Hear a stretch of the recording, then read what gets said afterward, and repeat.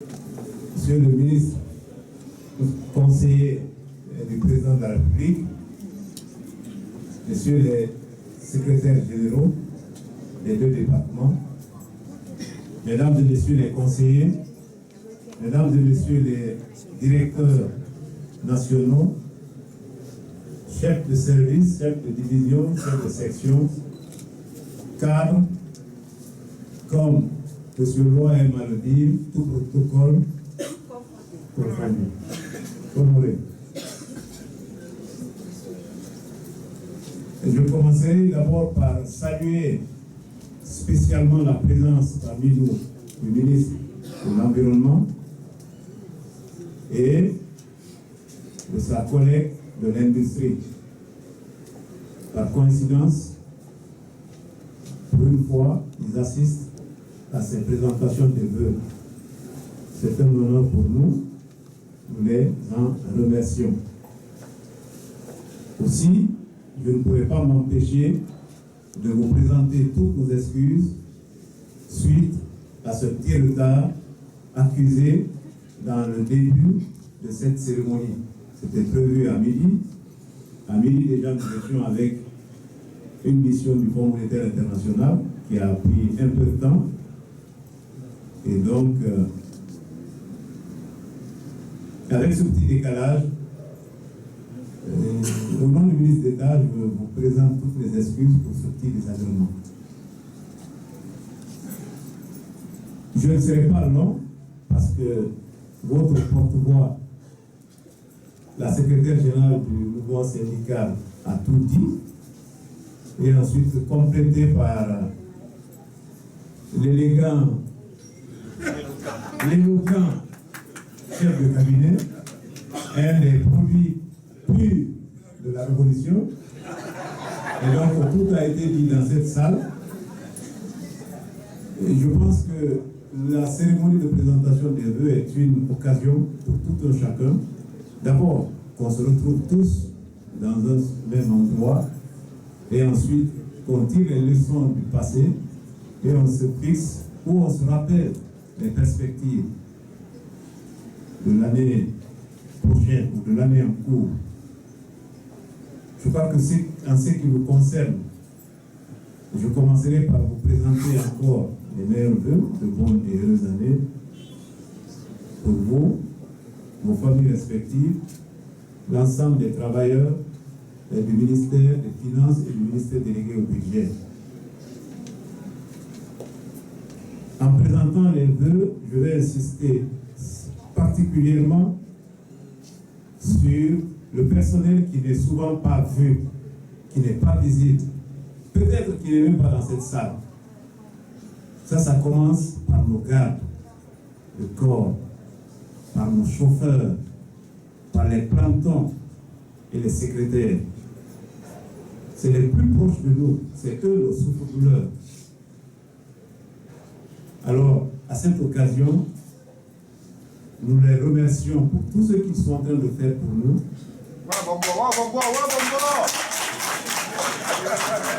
Nous savons que c'est difficile. Quelquefois, je m'interroge, je ne sais pas comment il fait mon chauffeur. Il vient à la maison à 6 h du matin, tous les jours, et il quitte à 22 h, tous les jours.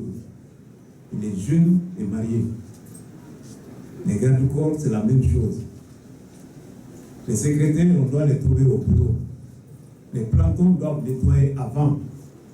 Donc je pense qu'il faut qu'ils sachent qu'on ne peut pas exprimer ça tous les jours, mais nous reconnaissons vraiment le travail qu'ils nous apportent.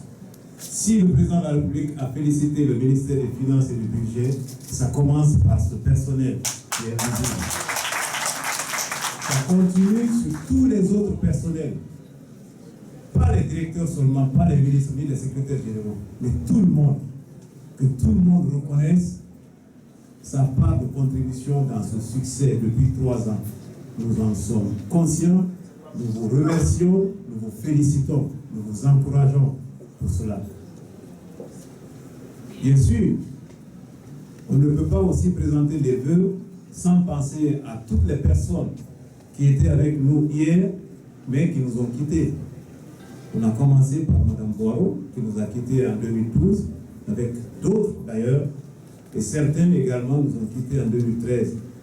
Donc je joins ma voix à celle de la secrétaire générale pour prier Dieu qu'il reçoive toutes ces personnes dans son paradis. Je crois que pour les perspectives, c'est aussi simple que ça. Si pour une fois, lors de la présentation des vœux, le chef de l'État en personne félicite 1, 2 ou 3 ministères, je crois que ne voyez plus le passé. Le défi que vous avez devient encore de plus en plus large, de plus en plus grand à relever. C'est ça. Il faut même avoir peur de certains types de félicitations. Parce que ça doit vous amener à qualifier votre façon de faire, à qualifier le travail quotidien auquel nous sommes tous soumis tous les jours. Donc, je crois que nous allons, en 2014, poursuivre les réformes. Nous allons essayer de les consolider. Pour ça, il faut qu'on améliore nos méthodes de travail, que ce soit au sein des directions ou des services. Je ne vais pas développer ça. Chacun sait ce que ça veut dire. Ensuite, dans le cadre toujours de l'amélioration de nos façons de faire, il faut que les directions et les services cessent de se cloisonner entre eux. Il faut communiquer entre vous. Nous l'avons dit en début d'année 2013, mais je crois qu'il y a encore du chemin à faire. Ici, c'est un travail d'équipe, d'ensemble. Seul, personne ne peut gagner. C'est ensemble que nous pouvons gagner.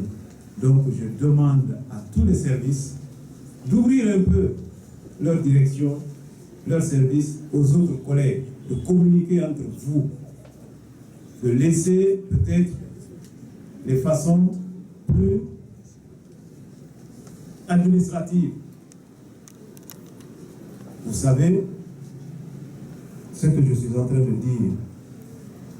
Également, je demande à la direction du budget, particulièrement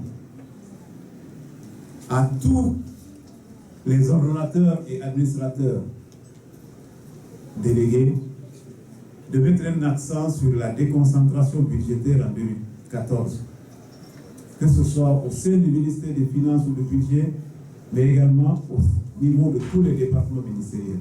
L'intérieur est laissé pour compte. Les services déconcentrés sont laissés pour compte. Le budget est exécuté de façon centralisée. Bravo, bravo, la vérité, bravo! La vérité!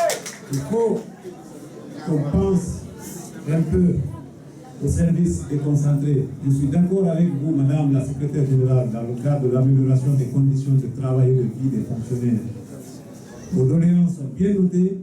Peut-être qu'on n'aura pas de réponse à vous donner ici, mais je suis sûr que celles qui ne sont pas compliquées à réaliser, avec le ministre d'État, nous allons prendre les décisions adéquates pour mettre à l'aise encore davantage les travailleurs des deux ministères en 2014.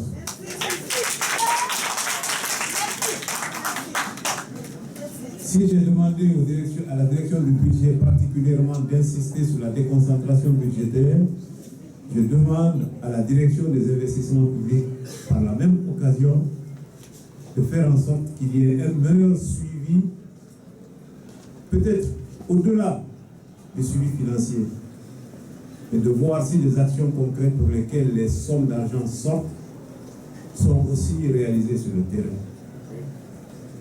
Il nous faut ça également à partir de 2014. Peut-être à travers votre division suivi et évaluation. J'ai dit, vous êtes dans cette salle depuis plus de 2 heures et tout a été dit. Je ne suis pas le dernier orateur, donc je vais m'arrêter là en priant Dieu, que ce soit les personnes qui sont dans cette salle, ou celles qui ne sont pas ici, en tout cas, qui vivent sur notre territoire, ou qui ne vivent même pas en Guinée, mais qui sont des Guinéens, qui ont des intérêts en Guinée, que Dieu, je ne cesserai jamais de le répéter, souffle le vent de la paix, le vent de l'union, le vent de l'unité dans le cœur des Guinéens, que l'on cesse d'avoir à chaque occasion d'être très nerveux, mais que l'on règle nos problèmes de la façon la plus normale, la plus correcte, la plus respectueuse. Pour exemple, on avait ici un conseiller blanc qui est décédé, mais qui a vécu en Côte d'Ivoire et au Sénégal. Il m'a dit, monsieur le directeur, au Sénégal, les gens peuvent se fâcher les uns contre les autres. Mais généralement, ils ne viennent jamais à la main. Mais je constate que chez vous ici, les gens sont brutes. C'est ce qui se transporte dans la rue souvent. Donc je prie Dieu qu'il souffle le vent de la paix dans le cœur de tous les Guinéens, pour que, ensemble, comme le président de la République l'a dit, le professeur Alpha Condé, nous puissions changer la Guinée, car la Guinée est désormais ouverte